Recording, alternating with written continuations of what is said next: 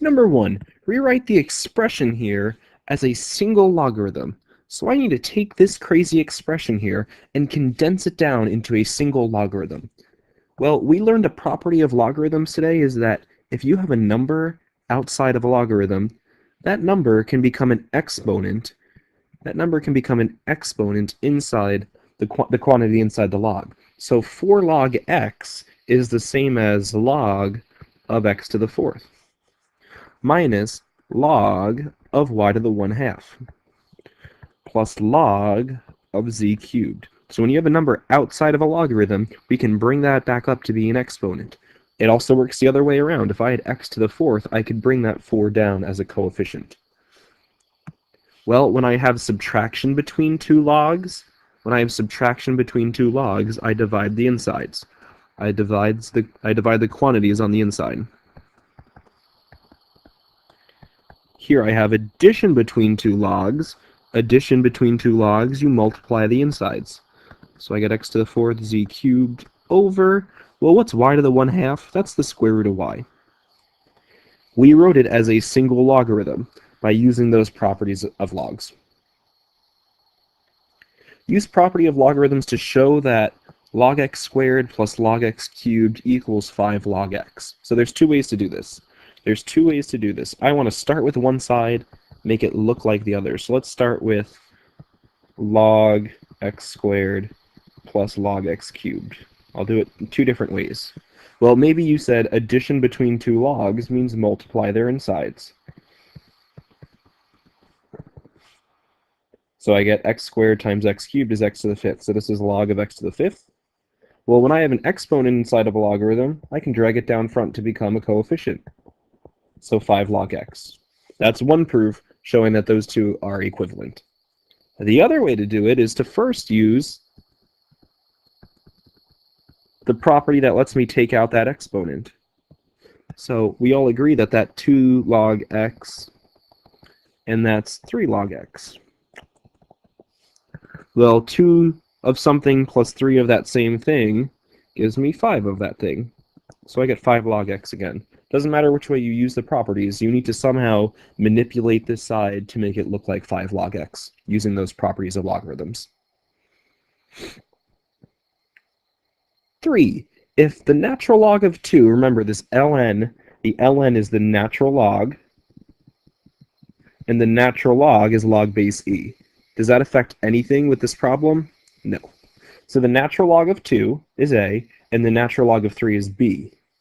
What's the natural log of 9/8? How can I rewrite the ln of 9/8 using a and b?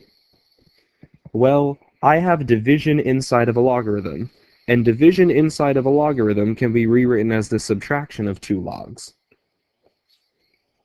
But I need log 2, natural log of 2, and the natural log of 3. So maybe you noticed that 9 is 3 squared. And maybe you noticed that 8 is 2 cubed. What can I do with that 2? I get 2 ln 3 minus 3 ln 2. The natural log of 3 is b, so 2b. The natural log of 2 is a minus 3a. The ln of 9/8 is 2b minus 3a. Again, this is just a simple exercise getting you to use these properties of logarithms and get comfortable with them. Number 4 is the important stuff. Here. Explain why I can't solve this equation using common bases. Well, I can't use common bases because 30 to some power, I can't make 30 base 2. 30 cannot be written. 30 cannot easily be written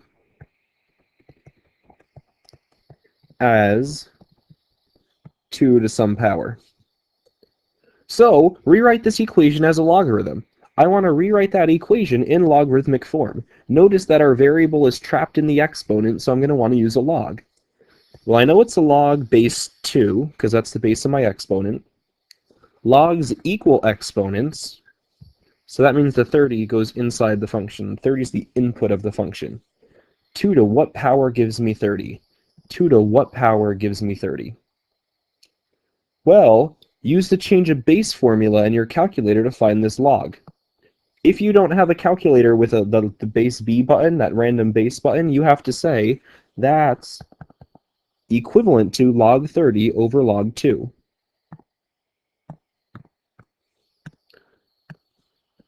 Log 30 over log 2, and those are both base 10 logs, or you could use the natural log.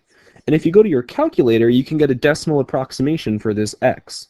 So let's go to our calculator and type in log 30 over log 2. So on your TI-83 or 84, you need to know the log button is over here next to the 7, and the natural log button's next to the 4. So I need to do log 30, close the parentheses, divided by log 2. Remember, that's the base 10 log there. What did I do wrong? Log 30 divide up, extra parenthesis there. We get that number. Notice if I use the natural log, we get the same answer. If you have a TI-84 and you hit alpha y equals, nope, alpha window, hit alpha window, see how choice 5 is log base? You can type in log base 2 of 30. All three of these expressions are equivalent. So what does x equal? How did we solve that equation? We get x equals, let's go to the nearest hundredth, 4.91. 4.91. I didn't tell you where to round, so you just had to round somewhere.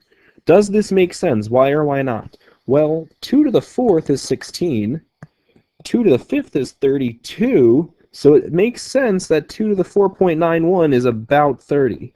So it does make sense because 2 to the 5th is 32 and 2 to the 4th is 16. And it should be closer to 5 than 4 because 30 is closer to 32.